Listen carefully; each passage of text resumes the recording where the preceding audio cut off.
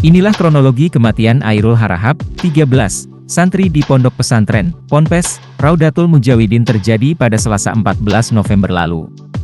Ponpes itu berlokasi di Unit 6 Desa Tirta Kencana, Kecamatan Rimbo Bujang, Kabupaten Tebo.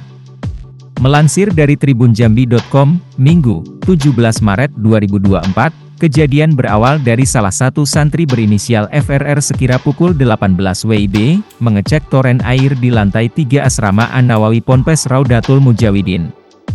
Kemudian FRR menemukan Airul Harahap dalam keadaan telungkup dan kepala sedikit miring serong ke arah kanan serta tangan lurus mengarah ke atas kepala.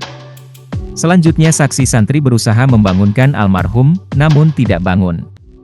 Selanjutnya saksi menyampaikan hal tersebut ke anak-anak santri lainnya dan pengurus pondok pesantren, kata Kapolres Tebo, AKBP Iwayan Arta Aryawan, Minggu, 17 Maret 2024. Kemudian, beberapa santri dan pengurus Ponpes memeriksa keadaan korban dan mengangkat korban lalu membawa ke klinik Rimbo Medical Center Rimbo Bujang.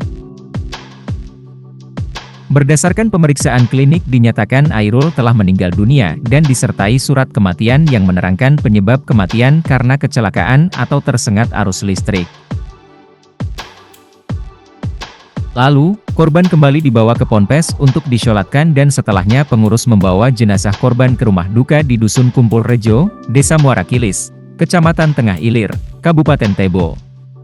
Namun sebelum sampai ke rumah duka, komunikasi dari orang tua korban, jenazah dibawa dulu ke RSUD Sultan Taha Saifuddin Tebo untuk dilaksanakan visum luar, kata Iwayan. Pihak kepolisian sempat menyampaikan kepada orang tua korban bahwa penyidik siap jika dilakukan pemeriksaan lebih lanjut. Saat itu, orang tua korban menolak untuk diautopsi karena akan dimakamkan.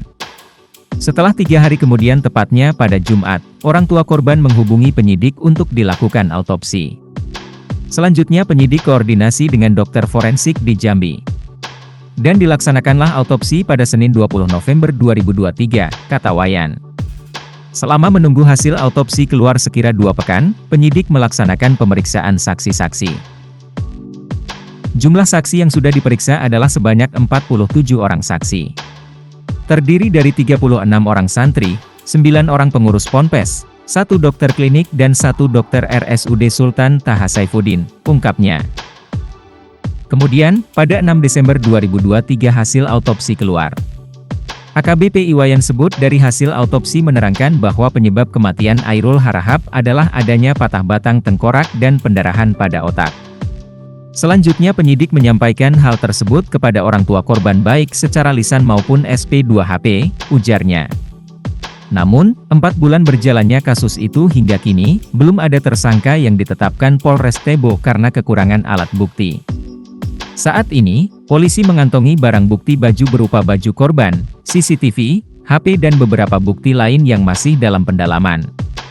Ada beberapa CCTV yang aktif dan bisa kami jadikan petunjuk yang selama ini kami jadikan patokan terkait dengan apa kegiatan sesaat, sebelum dan setelah kejadian, ujarnya.